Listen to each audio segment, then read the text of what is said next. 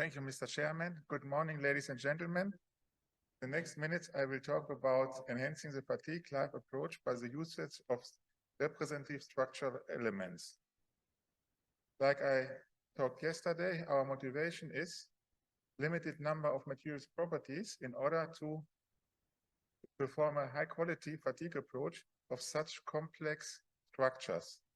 Therefore, we want to consider the main influences within a manageable simulation effort, at least, and this is very important for this kind of structures. Machining finishing is not an option. That means we have to deal with imperfections and rough surfaces because it's not able to machine such complex structures. On the other hand, why do we use 3D printing methods when we want to machine the mesh structures? It makes no sense. And last but not least, we want to enable the lightweight potential and get the benefit of the design freedom of additive manufacturing. Therefore, we start with a test campaign. For force control testing, we use piezo-based testing devices. This means we can analyze notch effects and mean stresses. Then for the elastic plastic material behavior, we use E-cylinder for strain control testing, and that means strain life curves and stress strain behavior, as well as under constant and variable amplitude testing. For variable amplitude testing, we use the so-called incremental step test. Now, back to our test campaign and the specimens. We use the subsize specimens with a length of 50 millimeters and different build to force orientations and preparing surface options. That means we have support structures, without support structures, stop surface polish, and also we have totally polished specimens to find the influence of the surfaces. Now, the first results, influence of the notches, that was surprisingly. The red one was a sharp notch, and the blue one is a melt. Has a notch concentration of 1.7. That seems very familiar to us, but then are the black ones, the results of an unnotched specimens. And that is a little bit crazy if you're thinking on solid materials, because normally the unnotched specimen, the SM curve of the unnotched specimen should be a little bit higher. If you go to the micrographs, you're not surprised, because even the unnotched specimens has some defects, internal defects. If you go on with the notched specimens, you see, depending on the build strategy, you get subsurface force, which will have an influence on the fatigue strength as well as the roughness, which also depends on the surface, on the build strategy.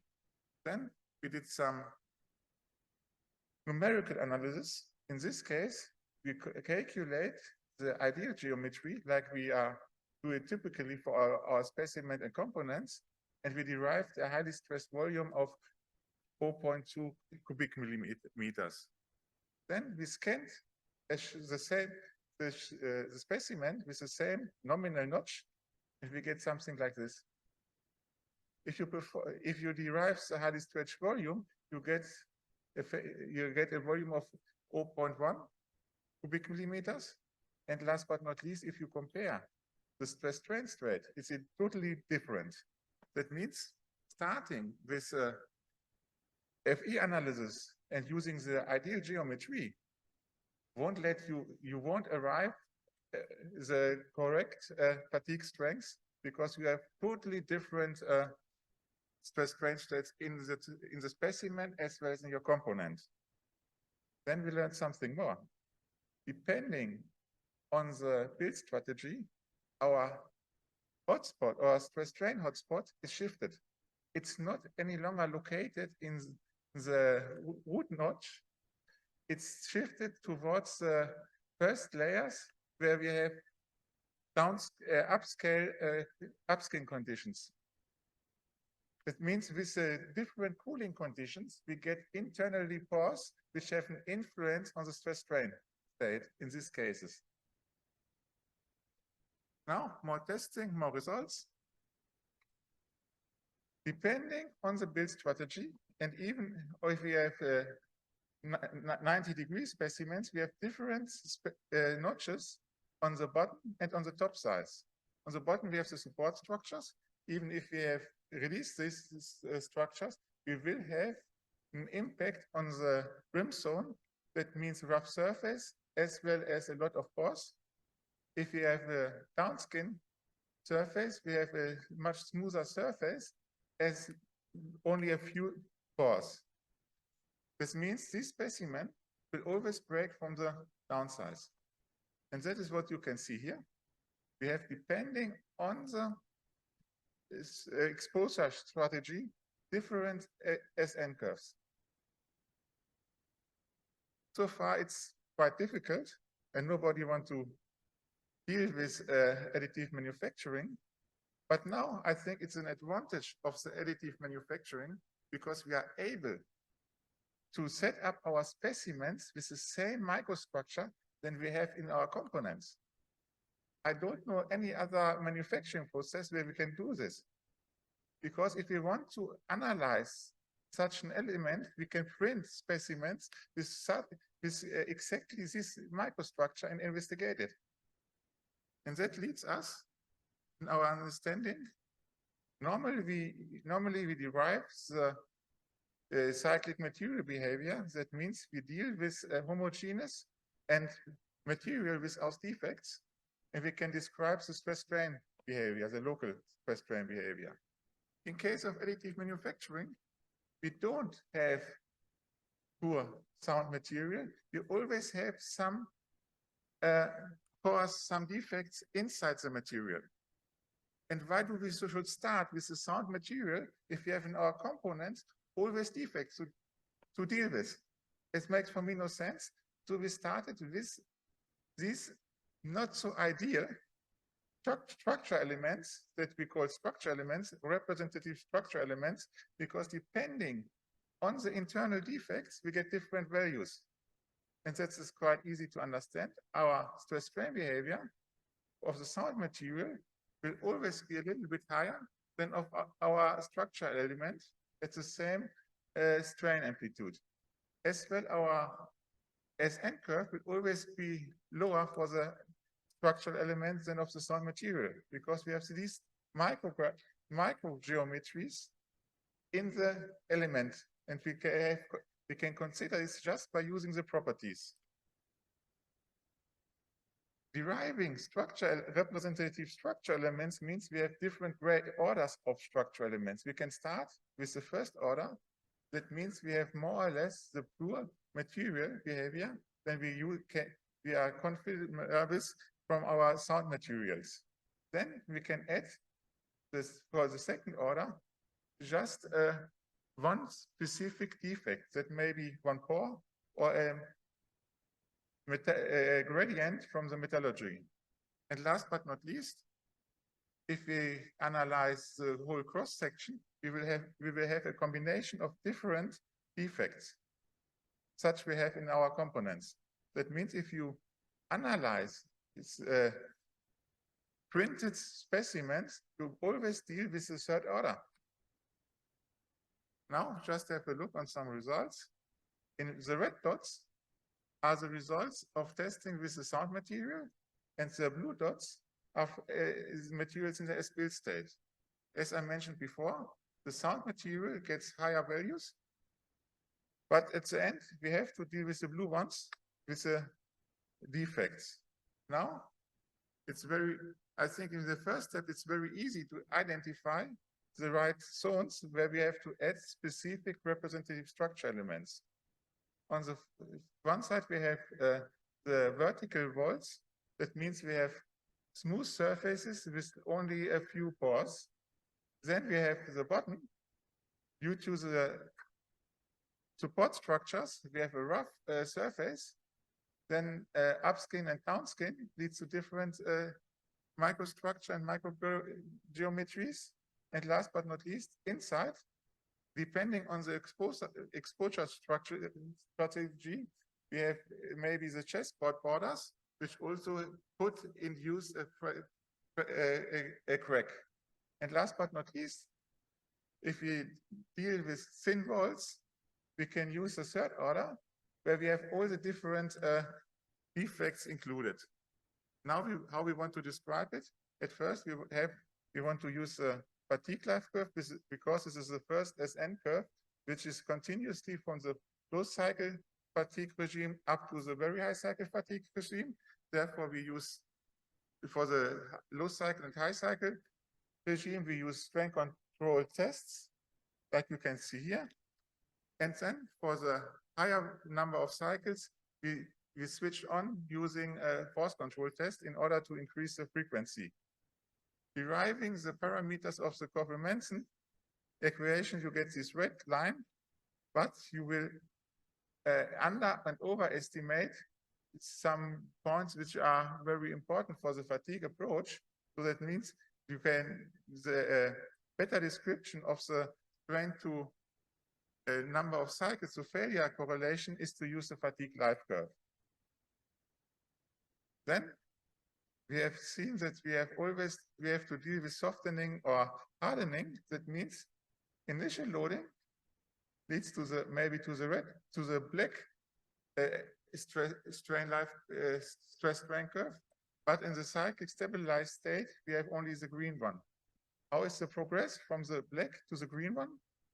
In order to consider the softening effect, we use the incremental step test, and not only the stress strain behavior at 50% of the lifetime, we set the failure number of cycles to failure to a damage sum equal 0 is equal 1. That means the so-called cyclically stabilized size is at d equal 0.5. And also we can derive for all the other damage sums stress strain behavior, and then we can derive stress strain curves depending on the damage process. And how we can include this into the fatigue approach concept, which is our goal. Just starting with the properties of the ASEs, performing an elastic plastic FE analysis. Therefore, we have to consider the load history using damage parameters to calculate the damage of this cycle or half cycle to the damage accumulation in order to derive the fatigue life, as well as to optimize the K dash and N dash. That means our cyclic material properties for the stress strain curve, so that we can react on the damage process with optimizing the stress strain curve for the next cycle we have to consider. In order to consider size effects, we have different transfer functions integrated. This looks in the first a little bit complicated, but a lot of them you get directly from the FE analysis. So let me conclude the talk. The highly complexity of microstructure, even in thin structures, is a really challenge in order if you want to perform a local fatigue approach. The population of defects depends on the exposure strategy. That means if you know how you want to print your component, you have a lot of information about the defects for the first approach. Due to the number of interaction of defects, conventional design methods reach the limits. As I've shown before, the highly stressed volume is a little bit different from what you calculate and what you have in your specimen or in your component. Therefore, we have derived the representative structure elements which allow to consider a statistically distribution of defects and imperfection on an integral value. Last but not least, we are able to calculate the cyclic behavior starting from the sound material up to the higher number of higher order of the ASEs, so that we can derive properties for complex exposure strategies. Thank you for your attention.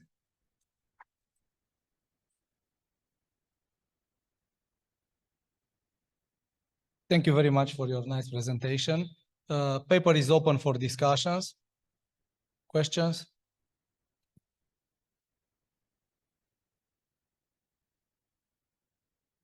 I have a question. How do you compare your fatigue limit with the fatigue limit of the same material obtained through classical technology?